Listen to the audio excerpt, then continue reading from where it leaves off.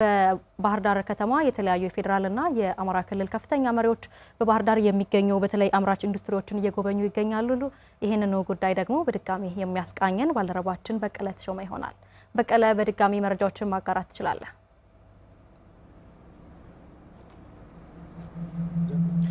አመሰግናለሁ። እንግዲህ ቀደም ሲል የነበርንበት ቦታ የፋብሪካ ስለነበረ ድምጹ ስላስቸገረ ነው ቦታ የቀየርነው ተመልካቾች ያው ግራ እንዳይገባቸው ለማለት ነው።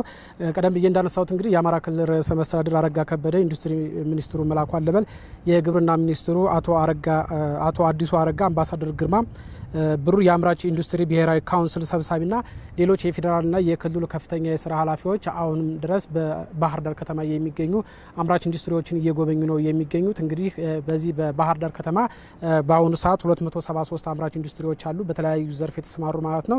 እነዚህን ፋብሪካዎች በምን ደረጃ ላይ እንዳሉ ነው እነዚህ ከፍተኛ የስራ ኃላፊዎች እየጎበኙ ያሉት።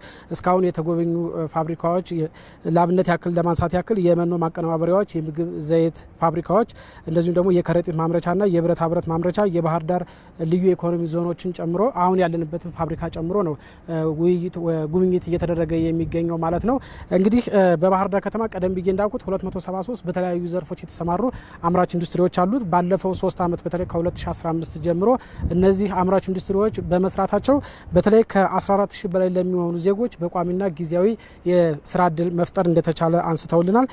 ከዛ ባለፈ ደግሞ ዋናው የአምራች ኢንዱስትሪዎች ኃላፊነታቸው ተኪ ምርት በማምረት ከውጭ የሚገባ ምርት መተካት ነው። ከውጭ የሚገባ ያ ማለት መንግስት ወደ ውጭ የሚልከውን ወጪው መቀነስ ነውና ከዚህ አኳያ ባለፉት 3 ዓመታት ተኪ ምርትን በመላክ ያዳኑት ሀብት 167 ሚሊዮን ዶላር እንደሆነ ነው ያገኘነው መረጃ የሚያመለክተው። ከዛ ባለፈ ደግሞ እነዚህ ምርቶቻቸውን በሀገር ውስጥ በማምረት ለገበያ በማረጋጋት በኩልም እነዚህ አምራች ኢንዱስትሪዎች ይጠበቅባቸዋልና ከዚህ አኳያ ወደ ውጭ በመላክ ደግሞ ገቢ ማግኘት ይጠበቅባቸዋል። ስለዚህ ባለፉት 3 ዓመታት ከ101 ሚሊዮን ዶላር በላይ ወደ ውጭ በመላክ ለክልሉም ለሀገሪቱም ገቢ ማግኘት ተችሏል ማለት ነው። እንግዲህ ከዚህ ቀደም አናግረናቸዋል።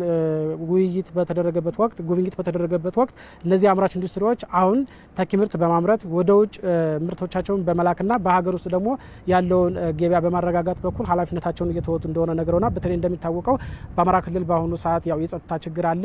በተለይ ደግሞ ይሄ ችግር ደግሞ የኢንዱስትሪ ምርቶች በዋናነት ከውጭ ወደ ክልሉ ለማስገባት ፈተና ነው እና ይሄ ደግሞ አምራች ኢንዱስትሪዎች ማምረት ባይችሉ ደግሞ አሁን ያለው የኑሮ ውድነት የበለጠ ይስፋፋ ነበርና ይህን የኑሮ ውድነት በማረጋጋት በኩልም እነዚህ አምራች ኢንዱስትሪዎች ኃላፊነታቸውን እየተወጡ እንደሆነ ነግረውናል። በቀጣይ ደግሞ መስተካከል አለባቸው። ከመንግስት ደግሞ ችግሮቻችን ቢፈቱልን የበለጠ በሙሉ አቅማችን ወደ ስራ በመስራት ኃላፊነታችን በመወጣት በኩል የሀገሪቱ ኢኮኖሚ እንዲያድግ ሚናችንን እንወጣለን ብለዋል። ስለዚህ የጠየቁት ጥያቄ ምንድነው? አንደኛው የግብአት አቅርቦት ነው። በተለይ እነዚህ የምግብ ነክ ለምሳሌ የምግብ ዘይት የሚያመርቱ የጥሬ ዕቃ ችግር አለባቸውና እነዚህ ቢሟሉልን የሚል ሀሳብ አስተዋል። ከዛ ባለፈ ደግሞ የመብራት እጥረት አለ። በተለይ ይሄ የመብራት እጥረት ደግሞ በዋናነት አንደኛ የማሽኖቻቸው እንዲበላሽባቸው ምክንያት እየሆናቸው እንደሆነ ምርቶቻቸው ደግሞ በምርት በሂደት ላይ ያለ ሲጠፋ መብራቱ ያ ሙሉ ለሙሉ ይበላሻልና ይሄ ደግሞ ለኪሳራ እየዳረገን ስለሆነ መንግስት የጥሬ ዕቃና የመብራት አቅርቦትን ቢያሟላልን የበለጠ ኃላፊነታችን በመወጣት ምርት በማምረት የሀገሪቱ ኢኮኖሚ ከፍ እንዲል በማድረግ በኩል ኃላፊነታችን እንወጣለን የሚል ሀሳብ አስተዋል። አሁን ጉብኝቱ እንደቀጠለ ነው። ከሰዓት ደግሞ ውይይት ይኖራል ተብሎ ይታሰባል። እነዚህና የስራ ኃላፊዎችን አስተያየት ሀሳብ ጨምረን በማታ የዜና ወጃችን መረጃውን ይዘን የምንቀርብ ይሆናል። አመሰግናለሁ። በቀለ በባህር ዳር ከተማ የፌደራልና የክልል ከፍተኛ መሪዎች በከተማው የሚገኙ አምራች ኢንዱስትሪዎችን ጉብኝት አስመልክተህ ላደረስከን መረጃ እጅግ አድርገን እናመሰግናለን። መልካም ጊዜ ይሁንልህ።